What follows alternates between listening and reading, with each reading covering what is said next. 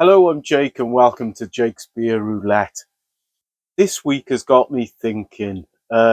It's 5 years ago since we were in lockdown due to the COVID pandemic, and that means it's 5 years since my foray into craft beer and paying attention to what I drink commenced, because during COVID, Lidl started putting on beer festivals. Clearly there was a massive amount of craft beer that wasn't being sold in pubs, tap rooms anymore. So they needed to get it out quickly somehow. And it came out through Lidl, their beer festivals. There hasn't been one for around about a year, 18 months. They kind of like run them for a few years, every 4 months maybe. The last one, they didn't have British craft beers in it. They only had European Belgian beers. I say only because they were still magnificent. But my foray into my journey into craft beer started then. One thing that's endured in Lidl from their beer festival and through that time is a beer called Luminous Nights by 71 Brewing. Now, 71 Brewing first put in a beer called Luminous Lights, which was like a hazy New England style IPA, tropical. If memory serves, it was around about 5.5%. I could be wrong on that, so sorry, but it was a really, really good beer. Came in a can that the likes of which I hadn't seen before the design. So following that, the next Lidl beer festival came a beer called Luminous Nights, which was 7.2%. So much, much stronger, kind of like everything that was in Luminous Lights, but amped up. And it kind of like came back in a beer festival or two and then became part of Lidl's core range, maybe about 2 years ago, 18 months perhaps. But when it became part of their core range, it did change. It changed to being a Kvyek IPA. And I believe, from what little I've learned over the last 5 years, they use a different kind of yeast and it speeds up the production. As such, the beer became, like I said, different, but it was decent enough. You could understand why they're doing it. Often in these situations, supermarkets will reduce the ABV on a beer, reduce the quality. With these, it was kind of like, we need to speed up production, but we don't want to lose what made the beer special in the first place. I did a comparison video when they changed it between the new one and the old one. The old one was like a 10 out of 10 beer. Fantastic. And the new version, I think I scored it at the time an 8 out of 10.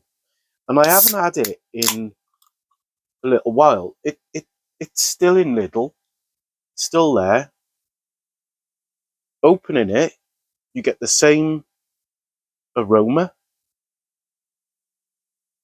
It's the aroma of a beer with a lot of ingredients in it. Well, I say a lot of ingredients, not lots of different ingredients, but good quality ingredients. They don't seem like they've scrimped on it.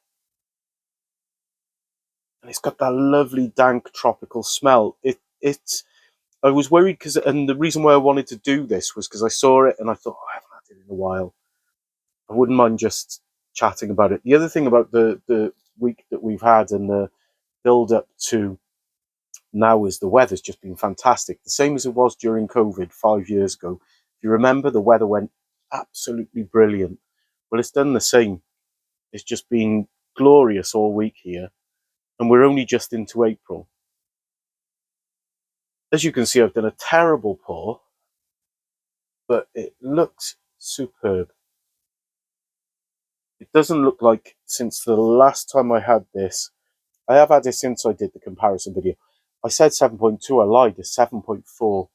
7.4%. So it is a heavy hitter. And this stuff is It's under £3 a can, I'm pretty sure, in Lidl still. For 7.4%, it's under £3 per can. For this level of quality, that is a bargain. It's a bargain.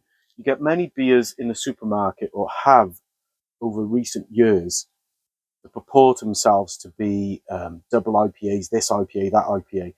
They use fake ingredients in them. They use, let's say fake ingredients, that's a wrong turn of phrase. They use kind of like fake flavorings.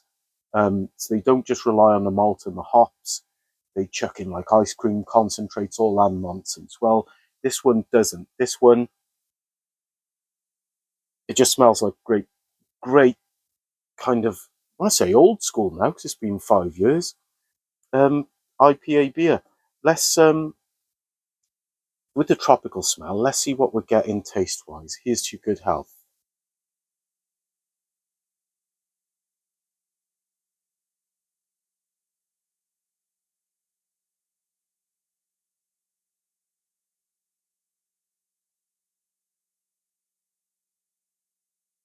Brilliant. Smooth mouthfeel, soft pineapple,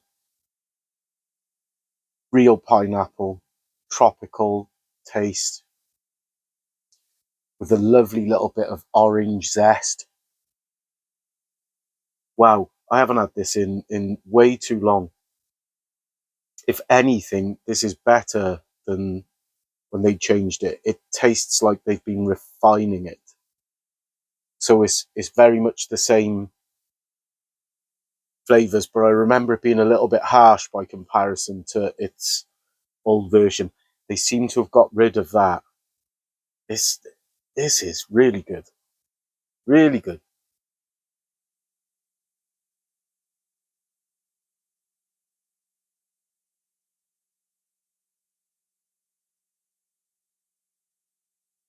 For a cheap supermarket, 7.4% IPA,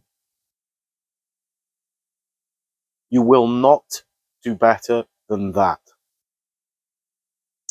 at the moment. I'm I'm blown away by how good that is.